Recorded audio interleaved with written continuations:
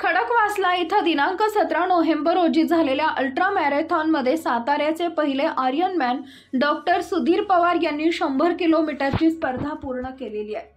पहाटे 3 वाजता ही स्पर्धा चालू झाली। या स्पर्धेमध्ये सुमारे 500 पेक्षा जास्त देश विदेशातील स्पर्धकांनी भाग घेतला। ही स्पर्धा पूर्णपणे डोंगराळ भागामध्ये घेतली गेली। थंडीला सुरुवात झाल्यानं पहाटे मोठ्या प्रचंड थंडी होती। डोंगराळ भाग असलेल्या डॉक्टर सुधीर पवार यांनी डोक्याला हेडलाईट लावून स्पर्धेला सुरुवात केली। या स्पर्धेचा मार्ग पानशेत धरण परिसरातील डोंगर दऱ्यातून आखण्यात आला होता। दुपारी 10 नंतर तीव्र उन्हाचा तडाखा असताना देखील तरीही न डगमगता डॉक्टर सुधीर पवार यांनी मार्गक्रमण चालूच ठेवले। 100 किलोमीटरचा अंतर तर डॉक्टर सुधीर पवार यांनी 13 तास 20 मिनिटांमध्ये पूर्ण केले। तर मंगळवारपूरचे विशाल घोरपडे यांनी देखील या स्पर्धेत भाग घेऊन ही स्पर्धा पूर्ण केली।